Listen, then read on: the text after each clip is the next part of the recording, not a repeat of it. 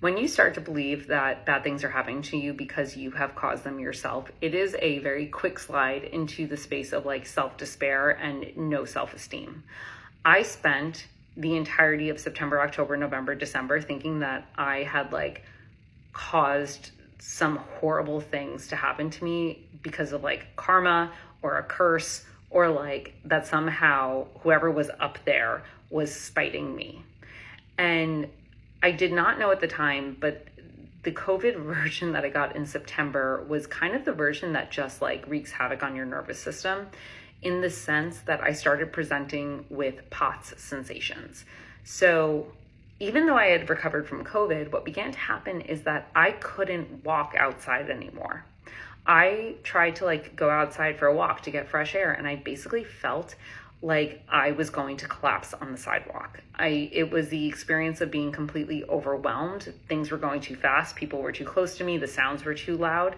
Even if I wore headphones and a baseball cap, I could not regulate to the degree that I felt safe. And on the times where I felt well enough to go outside, what I began to notice is that I would walk and all of a sudden my legs would just give out on me. And I remember one occurrence where I was walking down University and I was, I don't know, maybe like 12 blocks from home. And I had done a walk that I was like very attuned to. Like I had done this walk 100 times. I knew every store, I knew every street corner, I knew where I was.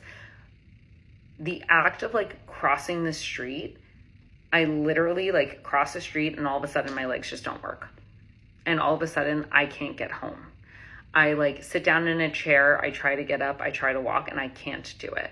I can't even get myself into the Uber alone. So I have to like, and this was the worst because then there was a parade on 6th Avenue that like closed off 24th Street. And so I couldn't even get home.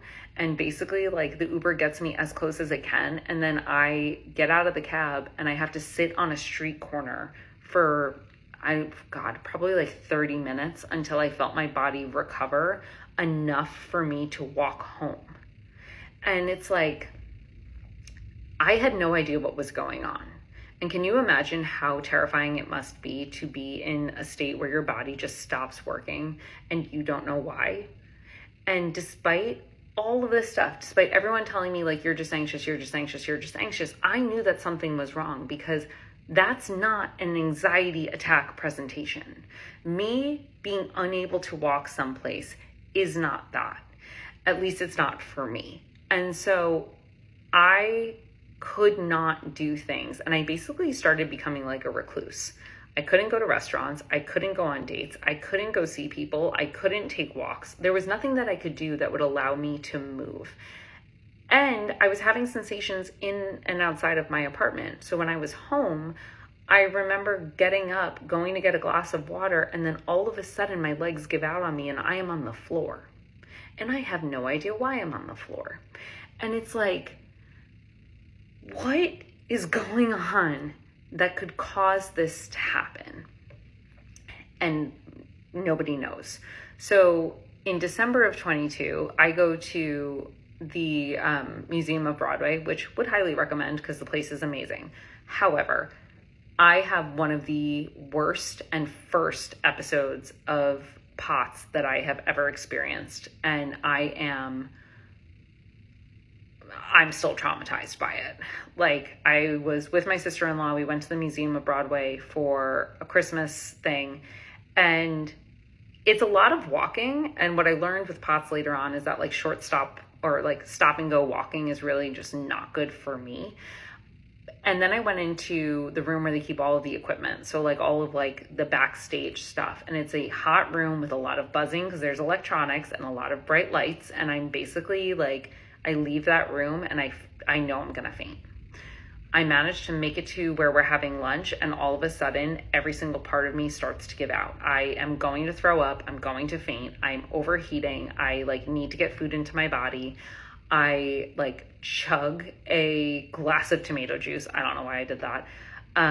Managed to get food down, and like I kind of sort of stabilize, but I am at the point of like losing consciousness the entirety of while I'm there. And I still don't know why I was like, yeah, we should eat lunch. Like, she very much was like, I am looking out for you. And I was like, no, this is what we should do.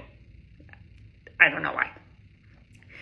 And at the end of lunch, I feel this wave come on. My heart is racing.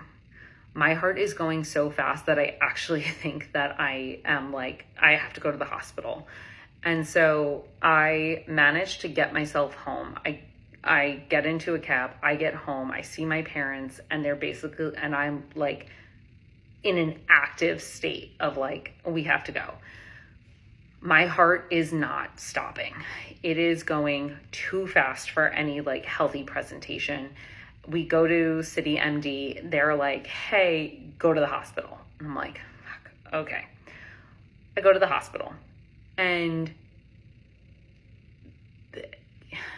the thing is with POTS, it's that like your heart can be racing 1 minute and then it can be fine the next. So it's incredibly difficult to catch it in an episode unless you know you're having an episode.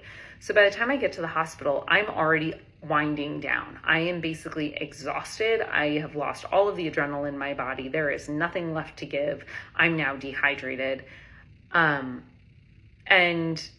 they do a neurological evaluation, which at this point I'm very familiar with because like, you know, you put your hands out, they test it, they like do the I follow thing. And like, they're basically like, you have a migraine. And I'm like, this is not a migraine presentation for me. I'm telling you that there's something wrong. And they're like, you have a migraine. We're going to give you some hydration. Just like go home and sleep it off. And I'm like, okay. I don't really know how to explain this any clearer, but like, it's not a migraine, but okay, if that's what you're telling me, fine. I go home.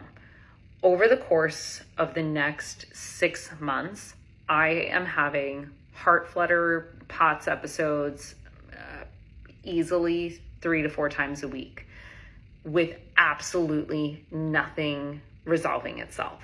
I do my own research. I start adding salt to my water. I start wearing compression stockings. I start eating every 2 to 3 hours. I stay hydrated. I eliminate sugars. I do a gluten-free diet. Like, you name it, I do it. And I'm not getting